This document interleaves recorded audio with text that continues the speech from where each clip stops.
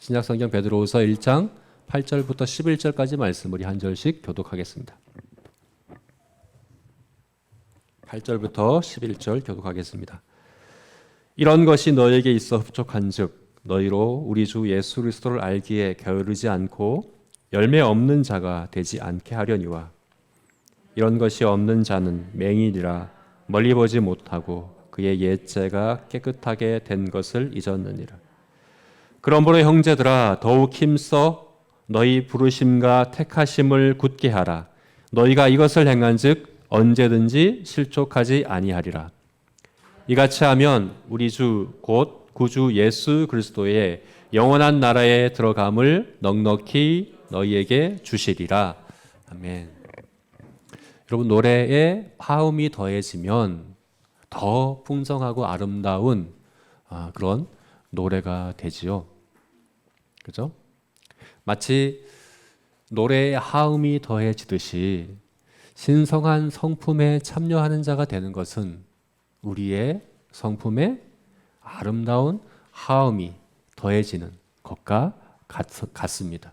우리가 지난주에 봤던 말씀에서 믿음의 덕을 더하라, 덕의 지식을 더하라, 지식의 절제, 온유, 경건, 형제우의 사랑을 더하라, 더하라고 했는데 더하라 하는 이 말에서 이 헬라어 단어에서 영어의 코러스라는 단어가 나왔다고 제가 지난주에 말씀드렸죠. 그죠? 그래서 이 더하라고 하는 것은 우리 성품이 성장해 가는 게 마치 1단계에서 2단계로, 2단계에서 3단계 이렇게 성장하는 거 아니라는 거죠. 어떻게 성장하는 겁니까? 노래에 화음이 더해지듯이 그렇게 성장해 가는 것입니다.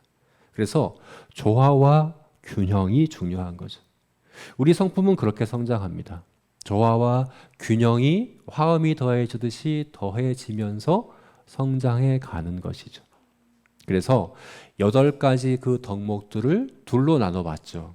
하나님께 대한 덕목들, 하나님께 대한 직접적인 덕목들, 믿음과 지식과 경건, 그죠? 그리고 이웃에 대한 덕목들, 덕과 절제와 인내와 형제우애, 이것은 이웃에 대한 덕목, 혹은 하나님께 대한 간접적인 덕목, 이렇게 나눠볼 수 있는데 이 둘이 조화를 이루면서 우리가 성장해 가는 겁니다. 다시 말해서 이런 거죠.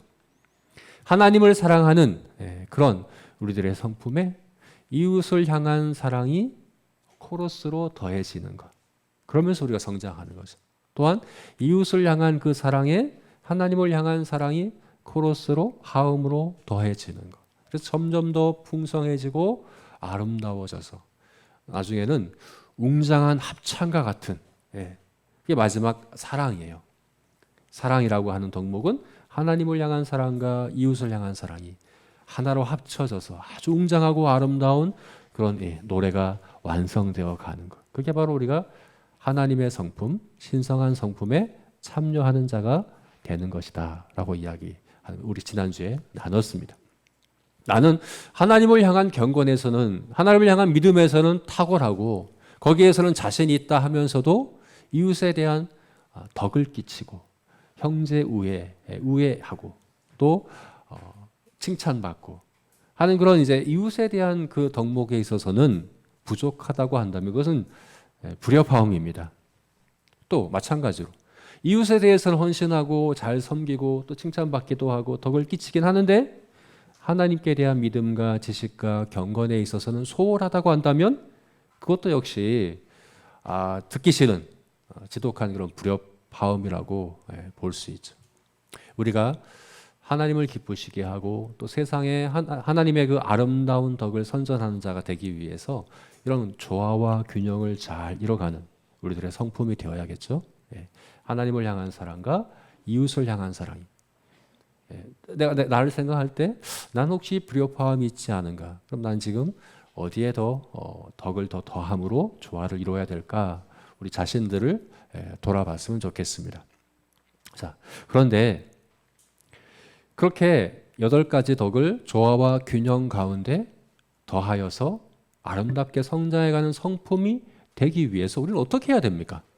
어떻게 그렇게 신성한 성품에 우리가 참여할 수 있느냐 하는 질문을 우리가 해봐야 합니다. 우리가 성품이 성장하는 것은 세상에서 이야기하는 성품 훈련으로 되는 것이 아니죠. 그죠? 우리가 성품을 훈련하는 것으로 우리 성품이 성장해가는 그런 것을 이야기하는 게 아니죠. 왜냐하면 우리 앞에서 봤듯이 이것은 하나님이 하시는 거예요. 내가 하는 것이 아니라 하나님이 하시는 거예요.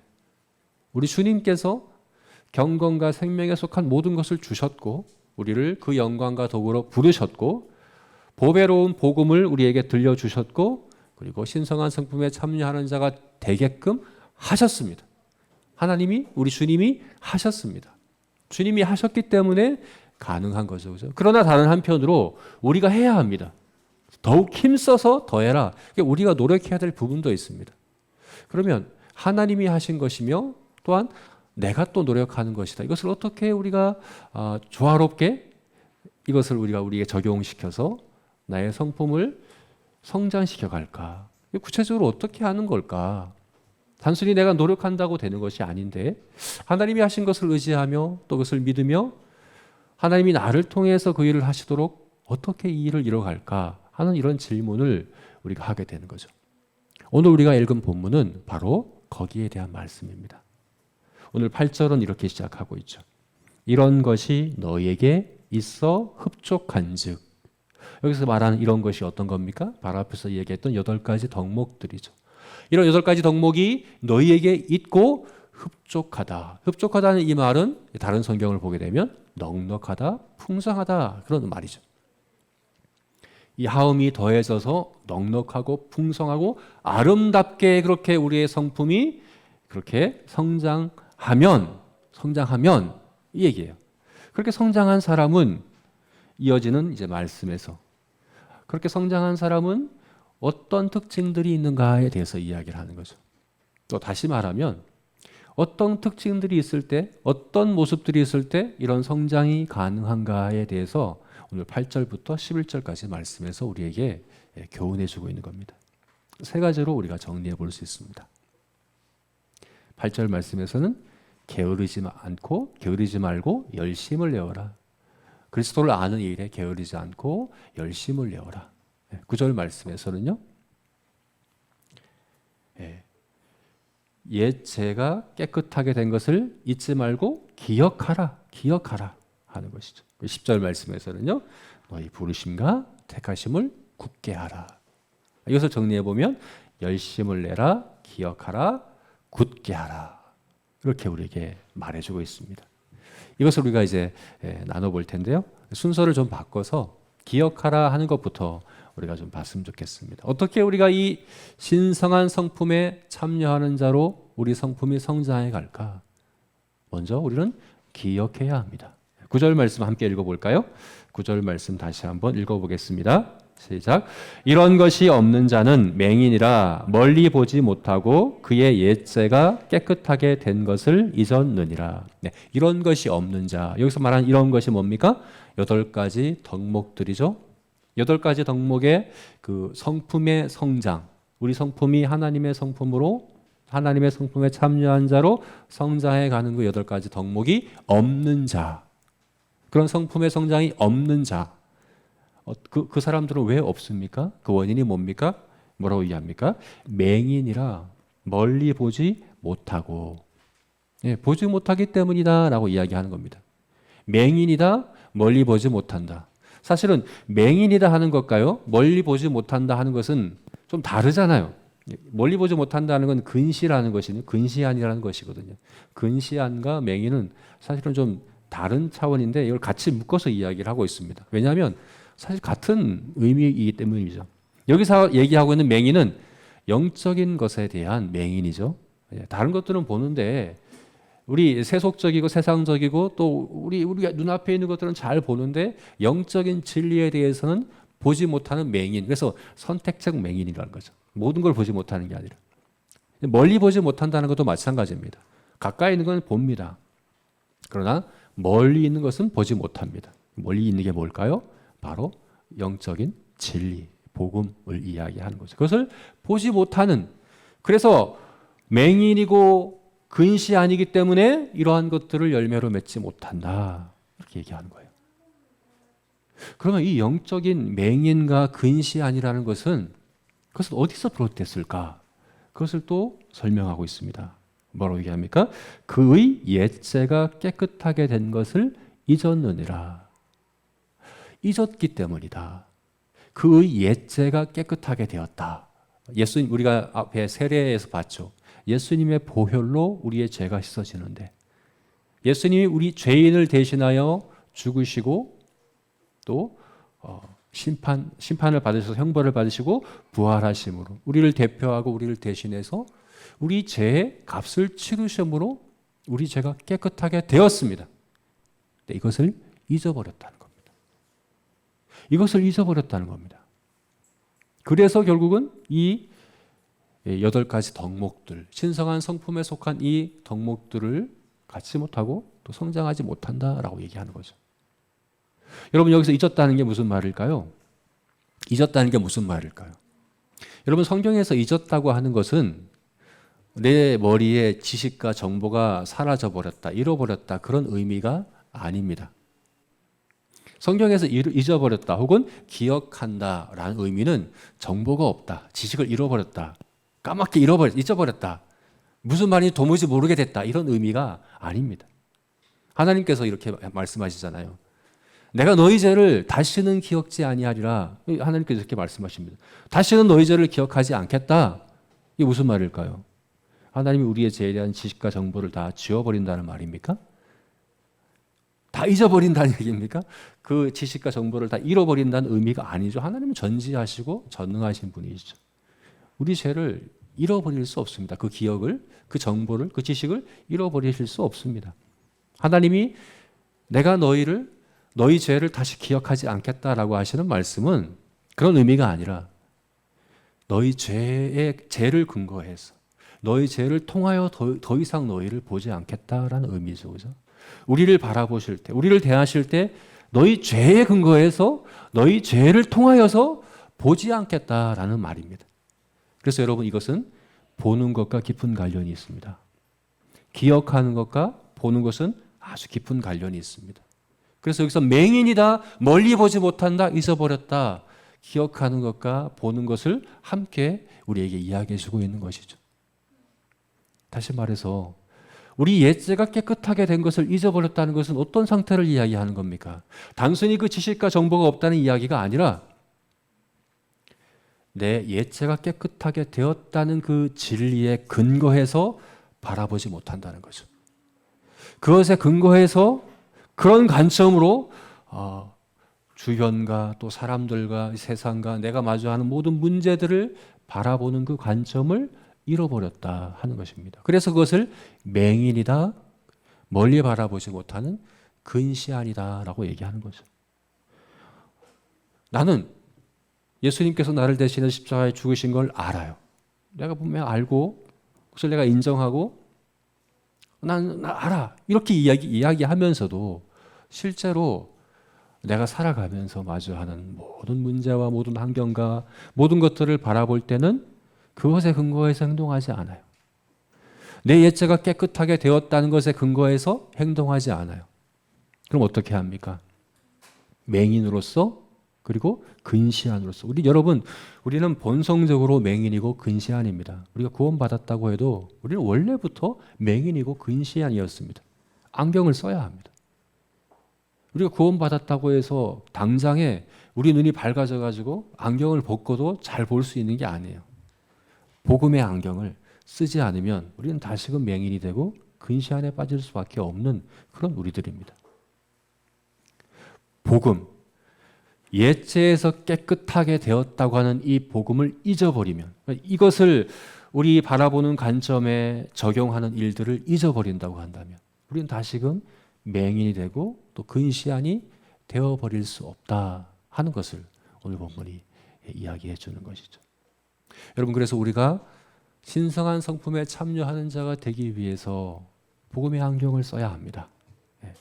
이것이 바로 기억하다라는 말의 의미입니다. 성경은 또 하나님은 우리에게 기억하라는 명령을 자주 말씀하시죠. 그래서 기독교를 기억의 종교라고 이야기를 합니다. 기억하라, 기억하라. 너희가 애굽 땅 종되었던 땅에서 내가 강한 손과 편팔로 너희를 구원하였다는 것을 기억해라. 잊으면 안 된다. 예. 그래서 유월절을 주시고 초막절을 주시고 여러 가지 절기를 주시고 우리에게 성례를 주시고 기억하라, 기억하라. 예. 잊어버리면 안 된다. 우리가 본성적으로 잊어버리는 자들이기 때문에 예. 가만히 있으면 계속해서 잊어버릴 수밖에 없기 때문에 기억해라, 기억해라. 다시금 그 안경을 써라. 예. 복음의 안경을 써라. 그 진리의 안경을 써라. 그 진리의 안경으로 모든 것을 바라봐야 된다라고 이제 이야기하는 거죠. 그럴 때에 우리의 성품이 조화롭게 균형 있게 성장해 갈 수 있는 겁니다. 여러분 그러면 어떻게 하면 될까요? 어떻게 하면 이 복음의 안경을 쓸 수 있을까요? 어떻게 하면 우리가 기억할 수 있을까요? 잊어버리지 않고 기억하기 위해 우리는 어떻게 해야 될까요? 두 가지 차원에서 우리가 이것을 할 수 있을 것 같습니다. 먼저는 복음에 우리 자신을 계속해서 노출시켜야 합니다. 그죠? 예배에, 성경 공부에, 또 개인적인 성경 읽기에, 또 성도의 교제 가운데 계속해서 복음이 선포되는 그 자리에 우리가 계속해서 나아가야 합니다. 그래서 복음의 내용을 되새기고 또 되새기는 그런 일들을 우리가 해야 합니다. 그러나 거기에만 머물지 않고 그렇게 우리가 복음에 노출되는 것에 머물지 않고 계속 머리로만 이해하는 것이 아니라 그것을 실제 나의 관점에 내가 세상을 바라보는 그 시각에 이 복음을 안경으로 쓰는 일들을 훈련해 가야 합니다. 그래서 훈련해야 합니다. 혹시 안경이 더러워졌으면 새롭게 닦고 또 안경을 쓰지 못하고 있을 때는 혹시나 내 인격과 성품 가운데 불협화음이 일어나서 아름다운 신성한 성품이 나타나지 않을 때는 혹시나 내 안경이 더러워지지 않았나? 내가 지금 복음의 근거에서 바라보는 것을 잊어버리고 있지 않았나? 내가 복음이 아니라 내 죄악된 본성과 내 옛 그 근시 안으로 그대로 이제 세상을 바라보기를 또 시작한 건 아닌가라고 돌아보며 다시금 복음으로 우리의 시각을 교정하는 일들을 우리가 해야 하는 것입니다. 이것이 바로 신성한 성품에 참여하는 조화롭고 균형 있게 우리의 성품이 성장해 가기 위해서 해야 될 첫 번째 일이다라고 오늘 본문이 이야기해 주고 있습니다. 우리 모두가 이와 같이 복음의 안경을 쓰고 세상을 바라봄으로 그렇게 하나님께 기쁨을 드리고 또 세상에 하나님의 덕스러움을 자랑하는 그런 신성한 성품에 참여하는 성도들이 되시기를 주님의 이름으로 축원합니다. 아멘. 두 번째는 열심을 내라 하는 것입니다. 8절 말씀에서 이것을 말해주고 있는데요. 우리 8절 말씀 함께 읽어볼까요? 같이 읽겠습니다. 시작. 이런 것이 너희에게 있어 흡족한즉 너희로 우리 주 예수 그리스도를 알기에 게으르지 않고 열매 없는 자가 되지 않게 하려니와. 네. 이런 것이 너희에게 있어. 이런 것이라는 것은 앞에 말한 8가지 덕목들이죠. 이런 것들이 너희에게 있다면 그 사람들은 어떻게 해서 이것이 있게 되었습니까? 어떻게 해서 이것이 흡족하게 있게 되었습니까? 너희로 우리 주 예수 그리스도를 알기에 게으르지 않고, 그죠? 예수님을 알기에 게으르지 않기 때문이다. 예수님을 아는 일에 열심을 냈기 때문이다라고 이야기를 하고 있죠. 여러분 이것은 우리가 앞에서 이야기한 기억한다라는 것과는 다른 차원입니다. 앞에서 이야기한 복음을 기억하는 것은 복음의 진리를 기억하는 것은 우리 눈에 안경을 쓰는 것과 같아요. 그래서 우리가 마주하는 세상을 바라보는 관점에 대한 것이 기억한다는 것이죠. 그런데 여기서 예수 그리스도를 아는 것은 우리의 관점이 아닙니다. 세상에 대한 것이 아닙니다. 바로 예수님과의 관계에 대한 것입니다. 예수님과의 관계에 대한 것입니다. 그리고 여기서 안다라고 하는 것은 단순한 지식으로 아는 게 아니죠. 단순한 정보를 갖고 있다는 게 아니죠. 20절에 나와 있는 먼저 알 것은 라고 할 때 이 안다와 오늘 본문의 안다라는 단어는 다른 단어입니다. 원문의 다른 단어입니다. 20절에 나와 있는 안다는 정말 정보를 갖고 있다, 지식을 갖고 있다 하는 그런 안다예요. 그러나 여기서 나오는 이 안다는 그런 안다가 아니에요. 인격적인 암을 이야기하는 겁니다. 인격적인 암. 그래서 뒤이어 나오는 말씀이 뭡니까? 열매 없는 자가 되지 않게 하려니와. 열매. 이 열매는 무슨 열매입니까? 예수님께서 말씀하신 내가 너희 안에 너희가 내 안에 있으면 너희가 열매를 많이 맺고. 그럼 열매는 관계에서 나오는 겁니다. 우리 주님과의 친밀한 관계에서 나오는 것이 바로 열매입니다. 우리가 그리스도를 알기에 게으르지 않는다 하는 것은 단순한 지식이 아니라 우리 주님과의 인격적이고 친밀한 관계를 갖는 것을 이야기하는 거죠. 그러할 때에 열매 없는 자가 되지 않고 열매 있는 자가 된다라고 이야기를 하는 것이죠. 여기서 열매 없는 자가 되지 않게 하려니와, 이 말은 문자적으로 번역하면 이런 말이에요. 열매 없는 자로 나타나지 않게 된다. 열매 없는 자로 드러나지 않게 된다. 그런 의미인데 누구에게 드러나는 걸까요? 누구에게 나타나는 걸까요? 누구에게? 네, 바로 주님 앞에 그렇게 나타나지 않는다는 얘기거든요. 우리 3장 14절을 보면 그 말이 나오죠. 3장 14절을 보면 이렇게 되어 있습니다. 그러므로 사랑하는 자들아, 너희가 이것을 바라보나니 주 앞에서 점도 없고 흠도 없이 평강 가운데에서 나타나기를 힘쓰라. 주 앞에서 나타나기를 힘쓰라. 주 앞에서 열매 없는 자가 되지 않는다. 주님과의 관계를 이야기하는 거죠.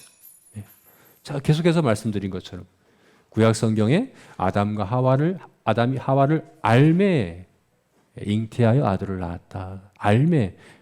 우리 한글 성경에는 동치마매로 되어 있지만 원래 원문에는 안다예요. 안다. 아는 것. 우리 인간관계에서 가장 친밀한 관계, 둘이 한 몸이라고 말씀하신 그 관계를 한마디로 뭐라고 표현합니까? 안다라고 표현하는 겁니다. 우리가 주님을 아는 것이 바로 그런 거라는 거예요.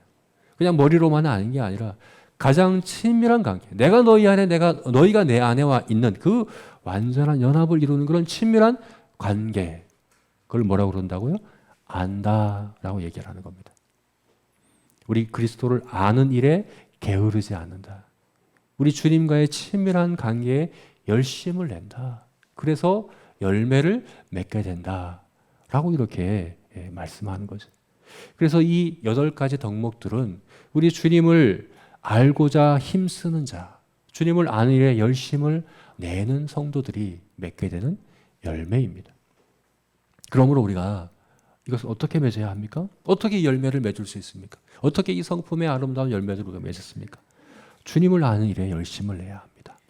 주님을 아는 일에 열심을 내야 합니다.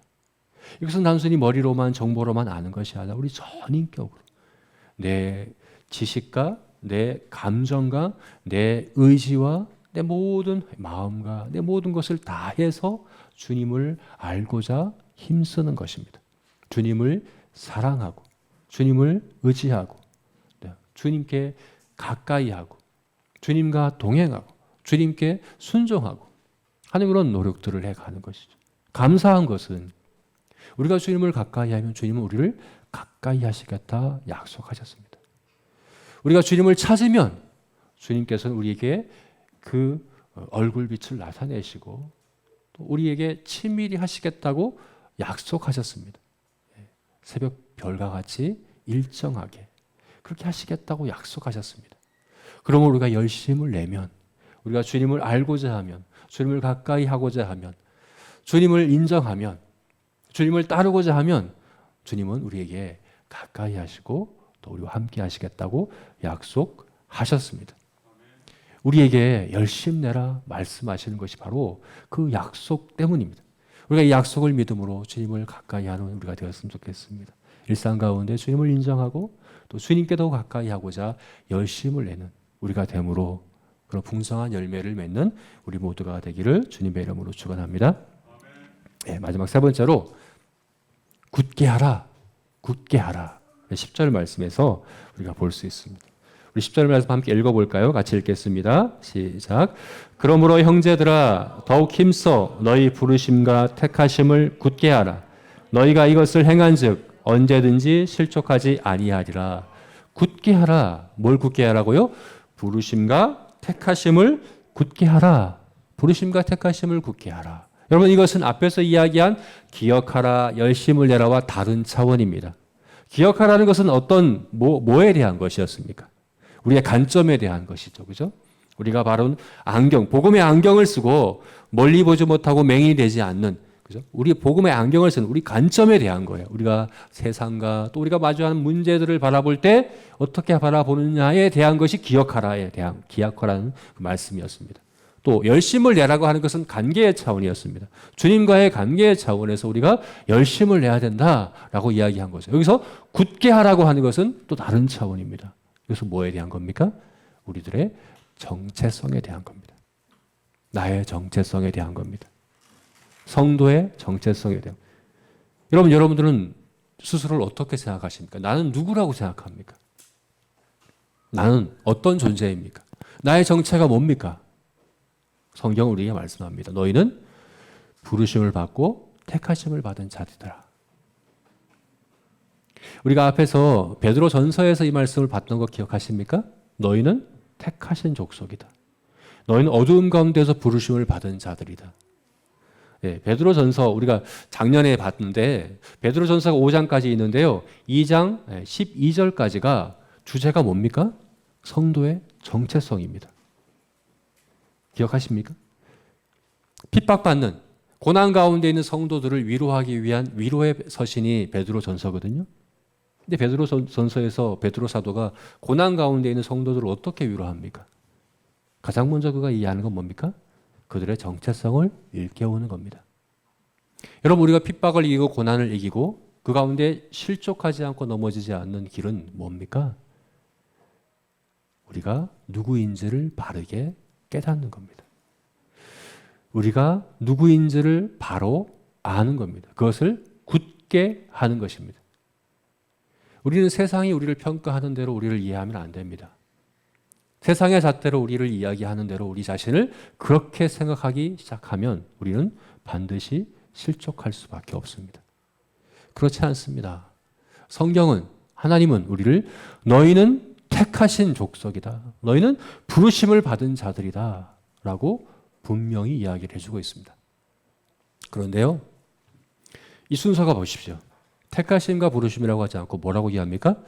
부르심과 택하심이라고 이야기합니다. 이게 논리적 순서로는 좀 다르거든요. 원래 택하심이 먼저잖아요.